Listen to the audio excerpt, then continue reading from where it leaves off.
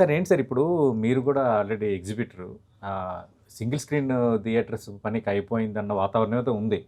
ఎందుకంటే I belongs to Parvathipuram, okay. Vizianagaram district. థియేటర్లు అంటే మూసేస్తున్నారు ఇంకా.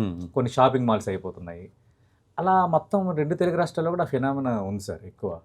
కానీ సింగిల్ స్క్రీన్‌లో చూస్తే ఆ మజా వేరు. ఏదైనా ఏంటి సార్ ఇది ఎక్కడి వరకు వెళ్తుంది? సినిమా భవిష్యత్తు, ఈ థియేటర్ల భవిష్యత్తు పైన ఒక సీనియర్ వ్యక్తిగా మీ అంచనా ఏంటి? అంటే వన్ థింగ్ అండి, ఇప్పుడు ఇదివరకు ఏంటంటే రెంట్‌తో పాటు హ్మ్. ఎంసీస్ కానీ క్యాంటీన్ అని కానీ పార్కింగ్ అని కానీ థియేటర్ వచ్చేది. ఓనర్‌కి ఇన్కమ్ వచ్చేదండి. ఇప్పుడు ఏంటంటే ఇదివరకు యావరేజ్‌లో ఒక 35,000 to 40,000 స్క్రీన్‌కి వీక్లీ జనాలు వస్తే, ఓకే. అది ఈరోజు వచ్చినప్పటికి 9,000 to 10,000కి వచ్చేసింది. హ్మ్.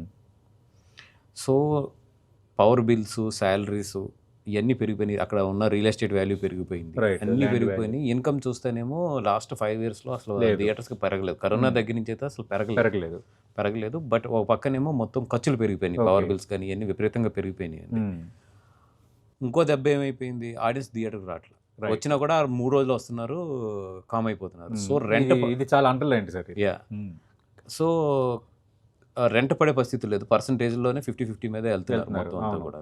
అది పెద్ద సినిమాలకు వచ్చినప్పుడేమో రెంట్ పడిపోతుంది. హ్మ్. పెద్ద సినిమాలకు వచ్చినప్పుడు పర్సంటేజ్ ఉంటుంది. Okay. చిన్న సినిమాలు ఏమో పర్సంటేజ్ వస్తున్నాయి. పెద్ద Okay. సినిమాలు వచ్చినప్పుడు రెంట్ పడుతున్నాయి. అవును. పడుతున్నప్పుడు థియేటర్కి ఇన్కమ్ సరిపోట్ల. ఇంకా వాడు డెవలప్ చేయలేకపోతున్నాడు థియేటర్ మెయింటెనెన్స్ కానీ. సో స్లోగా ఏమవుతుంది, ఒక 1.5 yearకి అరే థియేటర్లు బాగట్లేదు అని చెప్పి ఆ బిజినెస్ వదిలేస్తాడు.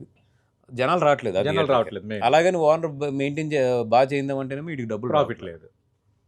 లేదు. అవును. అసలు అలాగలాగా బ్రేక్ even అవడమే చాలా కష్టంగా ఉంది. ఓకే. అందుకని ఒక పక్కన మెయింటెనెన్స్లు పాడైపోతున్నాయి థియేటర్. హ్మ్.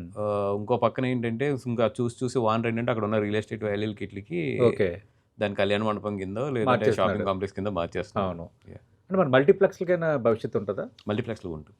Okay. అంటే ఫ్యూచర్లో ఏదైనా మిగులుతాయి 5 years తర్వాత అంటే మల్టీప్లెక్స్లో మిగులుతాయి. లేదు సింగిల్ స్క్రీన్స్ ఏదైనా ఒక డీసెంట్ పర్సంటేజ్ సిస్టంలోకి వస్తాయి పెద్ద సినిమాలకు కూడా. ఓకే. అంటే వీళ్ళు అనుకుంటున్నట్టు 40-60 అయితే ఇవ్వరు ప్రొడ్యూసర్స్, 100% ఇవ్వరు. అవును. అట్లా కాకుండా అది ఏదైనా ఒక డీసెంట్ పర్సంటేజ్ సిస్టంలోకి వస్తే మాత్రం ఓకే.